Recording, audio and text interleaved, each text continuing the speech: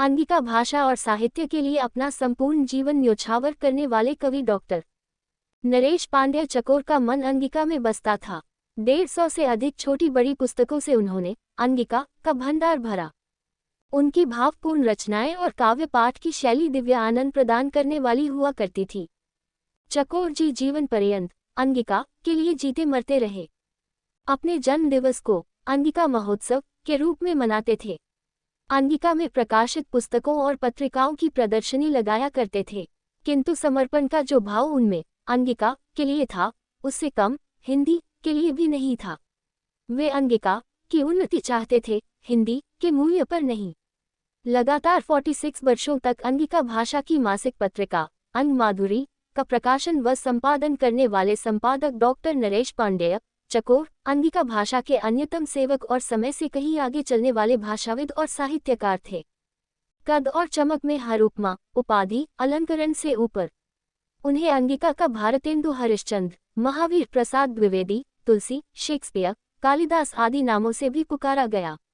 अंगिका को पूरी जिंदगी अपने सीने से चिपकाए रखकर वह इसके पालन पोषण और संरक्षण संवर्धन के लिए जूझते रहे। डॉक्टर नरेश पांडेय चकोर का जन्म भागलपुर जिलांतर्गत सुल्तानगंज से 15 किलोमीटर दूर देवधा गांव में 3 जनवरी 1938 को हुआ था। पिता का नाम चंद्रमोहन पांडेय और माता का नाम प्रजावती देवी था। उनकी प्रारंभिक शिक्षा गांव और आसपास के स्कूलों में, जबकि उच्च शिक्षा भागलपुर विश्वविद्यालय के TNJ कॉलेज में हुई। उन्होंने 1963 में बिहार राज्य खादी ग्रामोद्योग बोर्ड पटना में एक सांख्यिकी पदाधिकारी के रूप में अपनी नौकरी शुरू की और वहीं से 1996 में सेवानिवृत्त भी हुए। 1961 में आधुनिक अंगिका भाषा की पहली प्रकाशित पुस्तक डॉक्टर चकोर कृत किसान साहित्य जगत के सामने आई थी। फिर इसी साल वे अंग भाषा परिषद से प्रचार मंत्री के रूप में जुड़कर अंगिका भाषा आंदोलन की यात्रा प्रारंभ कर एक नया इतिहास रचने में लग गए।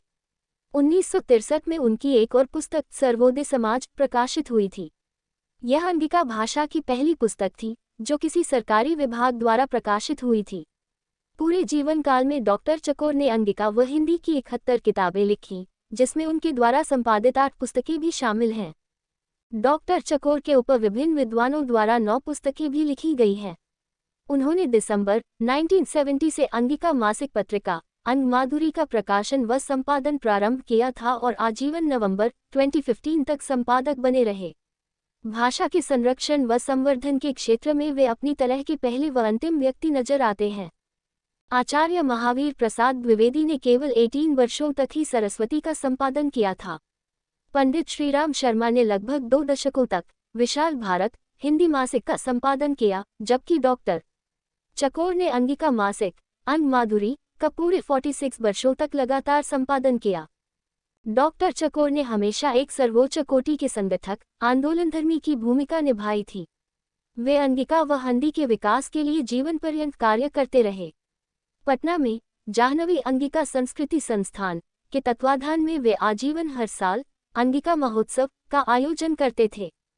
हर आयोजन पर अंगिका की पुस्तकों की प्रदर्शनी लगाना नहीं भूलते थे, चाहे इन किताबों को उन्हें अपने माथे पर ही ढोकर आयोजन स्थल तक क्यों नहीं ले जाना पड़ता हो। उनका पूरा जीवन अंगिका और हिंदी साहित्य की सेवा करते तथा राम की आराधना में गुजरा। जिस तरह डॉक्टर चकोर का लोकांतरण राम तुलसी संबंधी आलेख का प्रूफ रीडिंग करते करते हुआ, एक भाषाविद, साहित्य सेवी और राम भक्त के लिए उससे बेहतर तरीके का निधन भी भला क्या हो सकता है। ये कैसा महासयोग है कि वे उन्हीं 2 चीजों में तल्लीन रहते अनंत लोक की तरफ प्रस्थान भी कर गए, जिनमें वे आजीवन तल्लीन रहे थे, बिल्कुल उस बेहद सच्चे, कर्मठ और कर्मवीर योद्धा की तरह जो मातृभूमि की रक्षा के लिए रणभूमि में लड़ते सर्वस्व न्योछावर कर वीरगति को प्राप्त कर लेता है।